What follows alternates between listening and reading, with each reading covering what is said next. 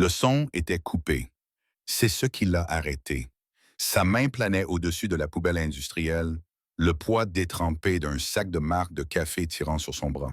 Ce n'était pas le sifflement familier du tuyau qui fuyait le long du mur arrière, ni le grondement lointain de l'autoroute qui se répandait dans la ruelle à toute heure. C'était un son faible et aigu, comme celui d'un chaton coincé dans un tuyau d'évacuation. Mais il avait une touche désespérée et humaine qui fit se hérisser les poils de la nuque de Sarah. Elle retint son souffle et écouta.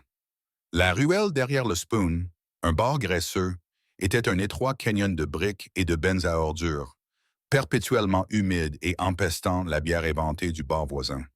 Le bar, le Crow's Nest, était le rappeur de la section locale des Hells Angels.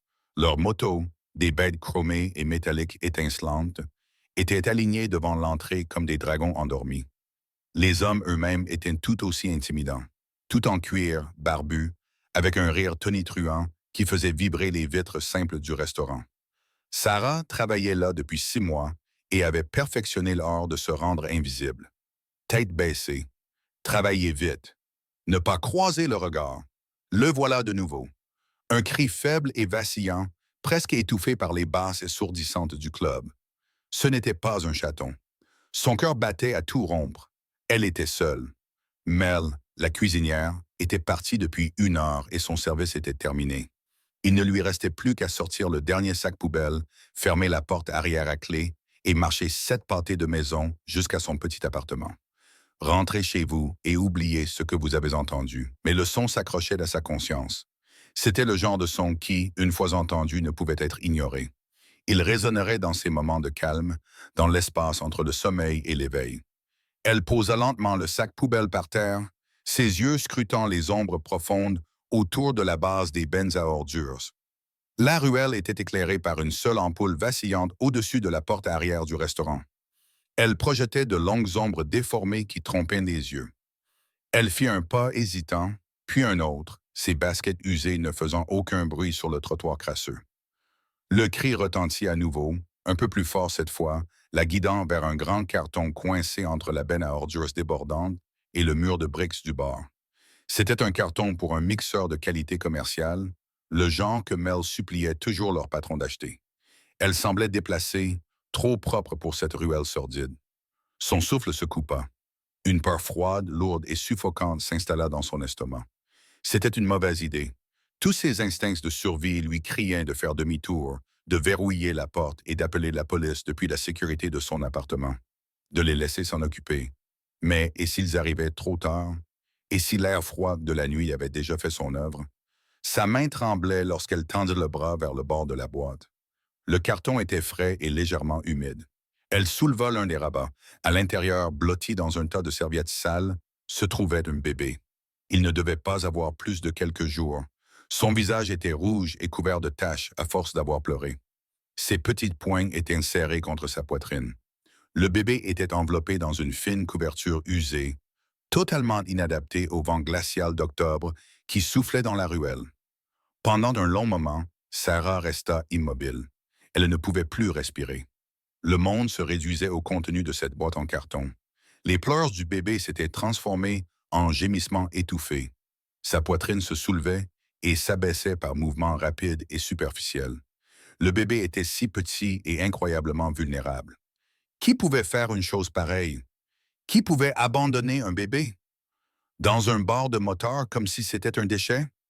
La panique s'empara d'elle. 1000 pensées affolées se bousculaient dans son esprit.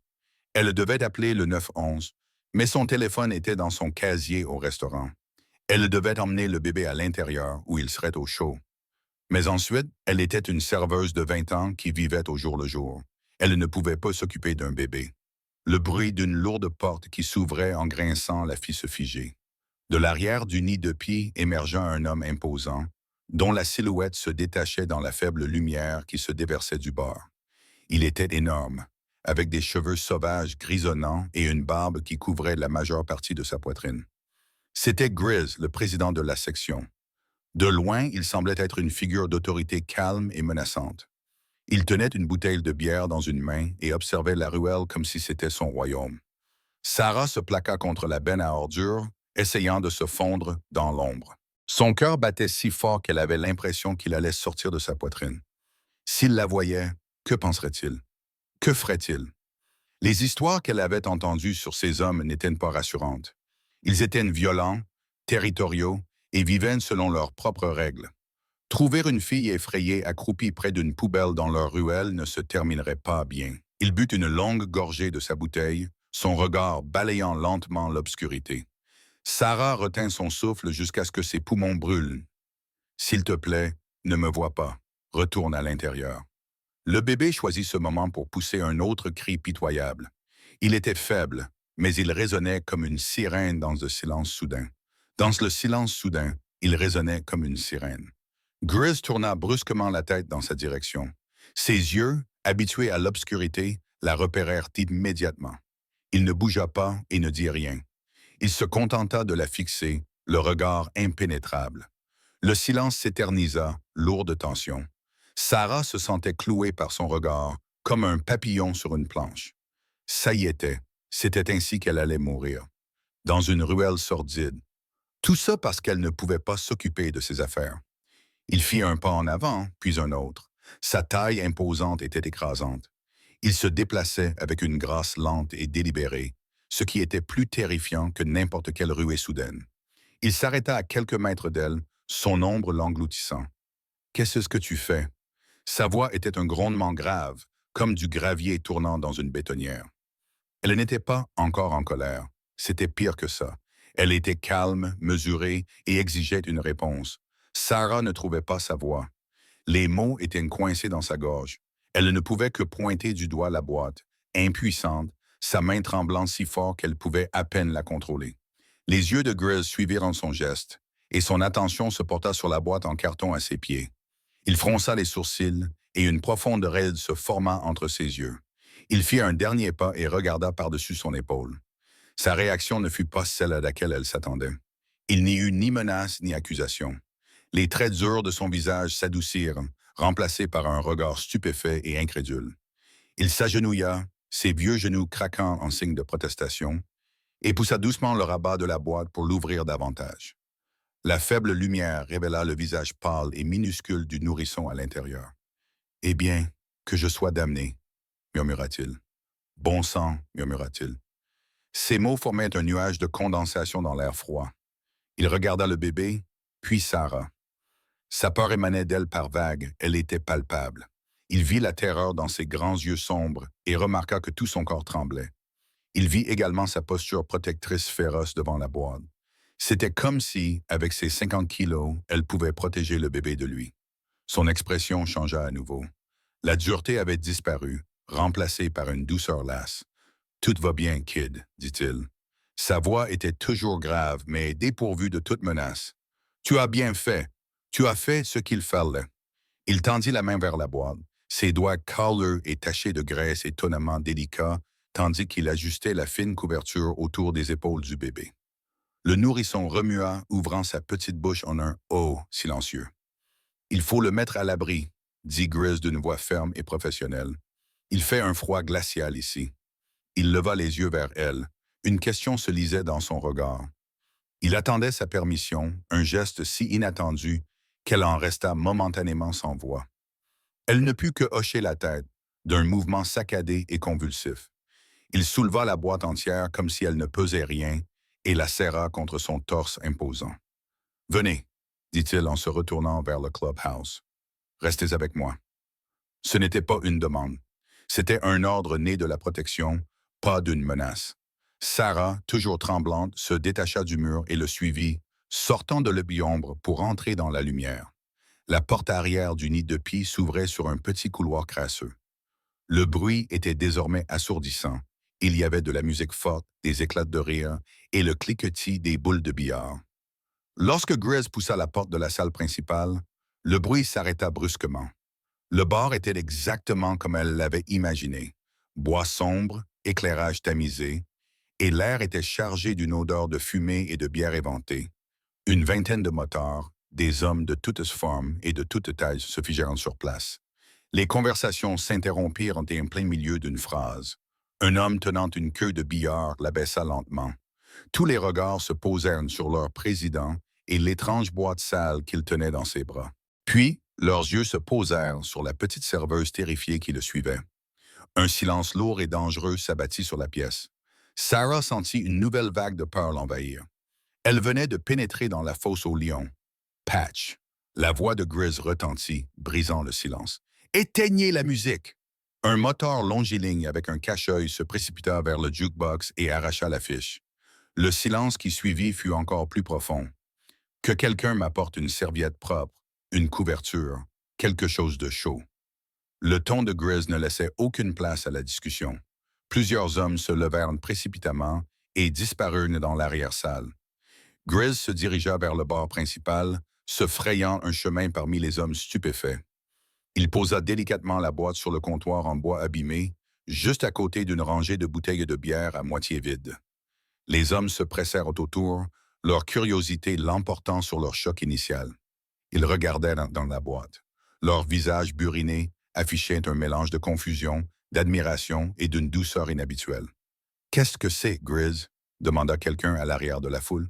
« C'est un bébé », répondit Grizz d'une voix grave et sérieuse. « Je l'ai trouvé dans les poubelles derrière le bar. » Un murmure collectif parcourut la pièce.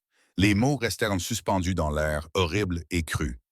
La colère commença à remplacer la confusion sur les visages des motards. Leur maison et leur territoire avaient été profanés de la pire manière imaginable. Un moteur nommé Tiny, un homme qui était tout le contraire de son nom, revint avec une pile de serviettes de bar propres et pliées et une épaisse couverture en laine qui semblait avoir été sortie d'un placard de rangement. Grizz souleva délicatement le bébé de la boîte. Le nourrisson était minuscule dans ses mains énormes, comme une poupée fragile. Grizz enveloppa le bébé dans les serviettes douces, puis l'emmaillota dans la couverture en laine. Réchauffé pour la première fois depuis des heures, le bébé soupira et se calma, ses yeux se fermant doucement. « Il a besoin d'un médecin », murmura Sarah, retrouvant enfin sa voix. Cela sortit comme un couinement. Grizz acquiesça sans quitter des yeux le petit paquet. « Roadblock », appela-t-il. « Appelez le docteur Jensen. Dites-lui que c'est une urgence. Retrouvez-nous à la clinique. Pas de sirène, pas de flic. Pas encore. » Un motard chauve au cou épais acquiesça, sortit son téléphone et se dirigea vers un coin plus calme. Grizz regarda autour de lui, son regard balayant ses hommes. « C'est cette fille qui l'a trouvée, » dit-il en désignant Sarah d'un signe de tête. « Elle est venue vers nous. Elle nous a fait confiance. » Il la regarda droit dans les yeux. Cela signifie quelque chose. Cela signifie tout. Il disait à ses hommes de se calmer et de ne pas la considérer comme une intruse, mais comme une alliée. La tension dans la pièce s'est dissipée et a été remplacée par une énergie concentrée et protectrice. Ces hommes, qui vivaient en marge de la société, avaient un code strict et non écrit. Ce soir-là, ce code était clair. Protéger les innocents. Protéger l'enfant. Protéger la fille qui l'avait amené à eux. Avez-vous déjà été dans une situation où votre instinct vous disait que quelque chose n'allait vraiment pas? C'est un sentiment que vous ne pouvez pas expliquer, comme une sonnette d'alarme qui retentit dans votre âme. Qu'avez-vous fait? Avez-vous écouté? Partagez votre histoire dans les commentaires. Nous croyons que l'instinct est une chose puissante. Parfois, c'est la seule chose qui sépare quelqu'un d'un désastre. Pendant que vous êtes ici, abonnez-vous pour découvrir d'autres histoires sur les héros cachés qui vivent parmi nous. Les minutes qui suivirent furent un tourbillon de chaos organisé. Grizz aboyait des ordres et ses hommes se déplaçaient avec la précision d'une unité militaire. Un moteur, un homme calme nommé Preacher, a commencé à dégager de la place sur une grande table ronde dans le coin et l'a essuyé avec un chiffon propre. Un autre a apporté un verre d'eau à Sarah et le lui a mis dans les mains tremblantes. « Buvez », lui a-t-il dit d'une voix étonnamment douce. « Vous avez l'air sur le point de vous évanouir. » Elle but une gorgée. L'eau fraîche fut un choc pour son organisme. Elle regarda, fascinée, ces hommes imposants et intimidants se transformer. Leur apparence bourrue s'effaça pour révéler une compassion farouche et déterminée. Ils n'étaient pas seulement un gang. Ils étaient une famille, une meute. Ils venaient d'adopter un nouveau membre, tout petit. Grizz berçait le bébé contre sa poitrine, soutenant sa petite tête de sa grande main. Il se balançait d'avant en arrière dans un mouvement lent et rythmé, comme s'il l'avait fait 1000 fois auparavant. En regardant le nourrisson endormi, Sarah vit un instant une profonde tristesse dans les yeux de Grizz. C'était un aperçu d'un passé qu'elle ne pouvait même pas commencer à imaginer. Quel genre de monstre fait ça? Marmonna un motard avec un tatouage de crâne sur la joue en secouant la tête. La colère dans la pièce était une chaleur sourde et bouillonnante. Le genre que nous trouvons, dit Grizz d'une voix dangereusement calme. Et quand nous le trouverons, nous nous en occuperons. La promesse tacite dans ces mots fit frissonner Sarah, et cela n'avait rien à voir avec le froid. Roadblock revint, son téléphone toujours à la main. Le docteur est en route pour la clinique. Il sera là dans 5 minutes. Il dit de garder le bébé au chaud et de vérifier sa respiration. Il respire bien, rapporta Grizz, toujours en regardant le bébé. C'est un battant. Il regarda Sarah, qui se tenait toujours maladroitement près du bord. On l'emmène chez un ami qui est médecin. Il s'assurera que le gamin va bien avant qu'on implique qui que ce soit d'autre. Il fit une pause. Tu devrais venir avec nous. Tu fais partie de cette histoire maintenant. Sarah hésita. Les choses se compliquaient de seconde en seconde. Elle devrait appeler la police ou les services sociaux.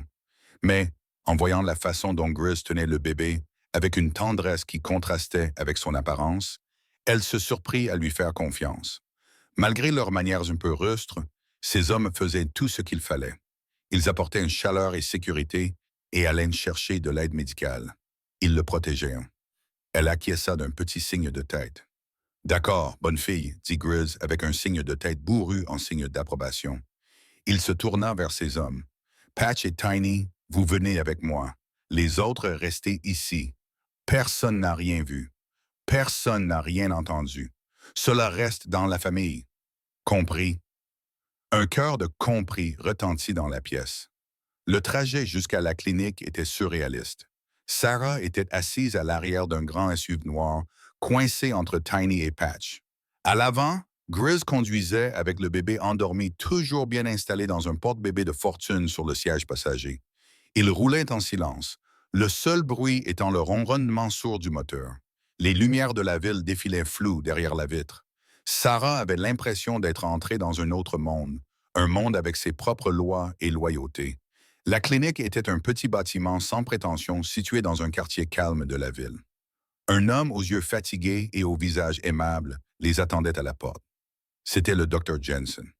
Sans un mot, il les fit entrer, son regard professionnel se posant immédiatement sur le paquet dans les bras de Grizz. La salle d'examen était stérile et lumineuse, contrastant fortement avec le clubhouse sombre et enfumé. Le Dr. Jensen travaillait efficacement, ses gestes étaient calmes et rassurants.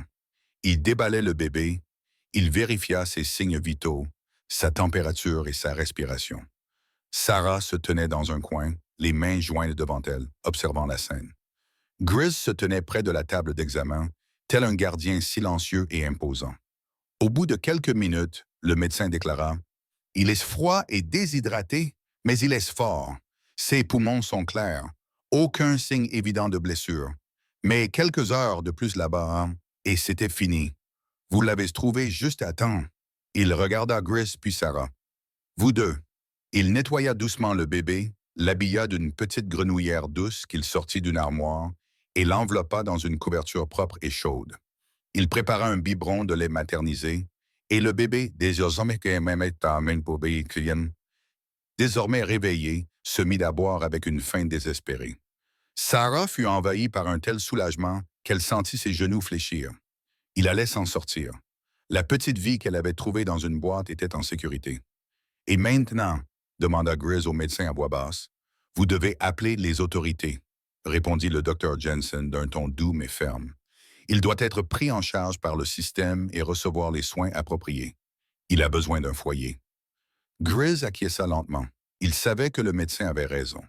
Il regarda le bébé, puis Sarah. « C'est toi qui devrais appeler, petite. C'est toi qui l'as trouvé. C'est à toi de raconter l'histoire. » Alors, debout dans la clinique silencieuse avec un médecin, 3 Hells Angels et un nourrisson sauvés comme public, Sarah appela le 911. Elle donna son nom et son emplacement au répartiteur et, d'une voix tremblante, expliqua ce qu'elle avait trouvé.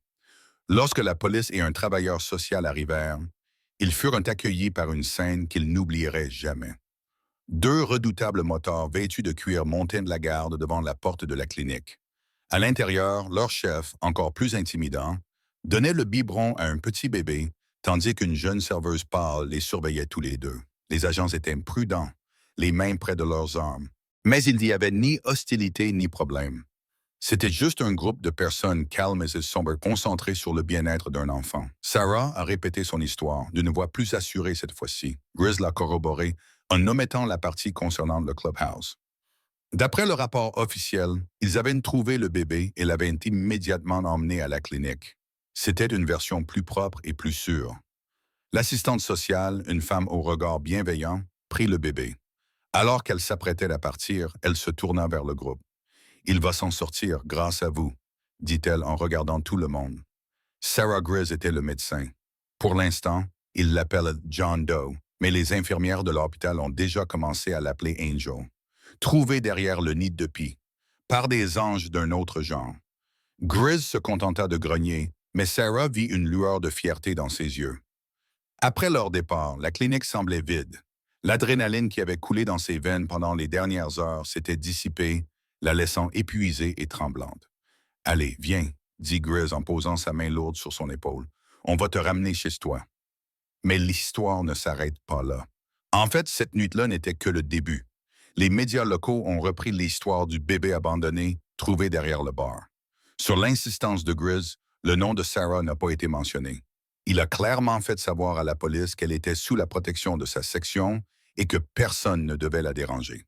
Les médias se sont concentrés sur le mystère de la mère inconnue et le miracle de la survie du bébé.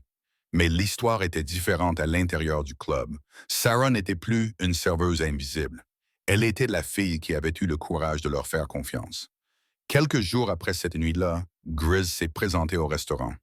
Il n'est pas venu pour manger. Il s'est assis au comptoir et a attendu la fin de son service. « Tu as fini ici ?» demanda-t-il, sans méchanceté. « Quoi, vous me licenciez ?»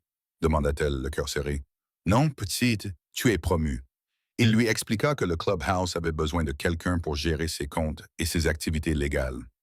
Le salaire était 3 fois supérieur à celui qu'elle gagnait au restaurant. C'était sûr, c'était avec une famille. Sarah accepta le poste. Au cours des années suivantes, elle devint partie intégrante de leur monde. Elle était le centre calme et stable de leur énergie chaotique. Les moteurs, qui avaient autrefois été une source de peur, devinrent ses protecteurs, ses frères et sa famille improbable. Grizz, qui n'avait pas d'enfant, devint le père qu'elle n'avait jamais eu. Il lui apprit à se défendre, à être forte et à ne pas avoir peur. Le petit ange s'épanouit. Il a été adopté par une famille aimante d'une ville voisine, mais les Hells Angels ne l'ont jamais oublié. Le jour de son premier anniversaire, un cortège de motos est arrivé en vrombissant devant une petite maison de banlieue, transportant non pas des armes ou de la contrebande, mais une montagne d'ours en peluche, de camions miniatures et une veste en cuir si petite qu'elle semblait avoir été faite pour une poupée. Ils ont créé un fonds fiduciaire pour financer ses études et y ont contribué chaque année sans faute. Ils devinrent ses parrains, ses anges gardiens en cuir et en chrome. Les années passèrent, le monde changea, mais le lien forgé lors de cette froide nuit d'octobre resta indestructible. Sarah, désormais une femme sûre d'elle dans la trentaine, dirigeait toutes les entreprises légitimes de Grizz. Elle avait un foyer, une vie et un avenir dont elle n'aurait jamais osé rêver. Le jour de ses 18 ans, Angel arriva au clubhouse. C'était un jeune homme grand, bien élevé, au sourire éclatant et facile. Il se tenait au milieu du bar, entouré des motards vieillissants qui l'avaient surveillé toute sa vie de loin. Ils avaient les cheveux plus gris, les jointures plus épaisses et les mouvements plus lents, mais leurs yeux reflétaient toujours la même loyauté farouche. Grizz, dont la barbe était désormais complètement blanche, se leva et leva son verre. « La salle se tut. Il y a 18 ans, commença-t-il d'une voix familière et grondante, notre monde est devenu un peu plus grand. Nous n'étions qu'une bande d'hommes bruyants et brisés qui s'occupaient de leurs affaires. Puis, un miracle s'est produit à notre porte, comme une tempête.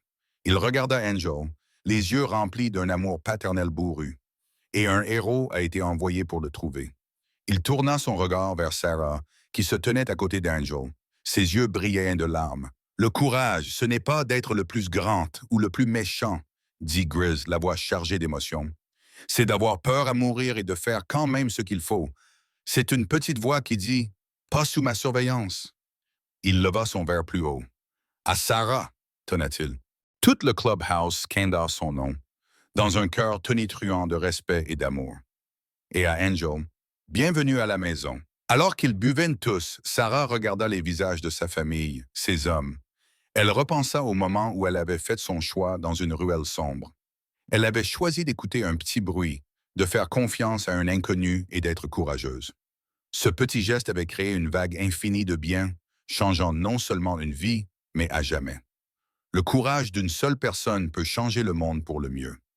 Si cette histoire vous a touché, aimez-la et partagez-la avec quelqu'un qui a besoin de se rappeler que les héros peuvent prendre toutes sortes de formes. Abonnez-vous pour découvrir d'autres histoires vraies, pleines d'espoir, de courage et du pouvoir incroyable de l'esprit humain. On ne sait jamais où l'on va trouver un ange, ni qui sera là pour le protéger.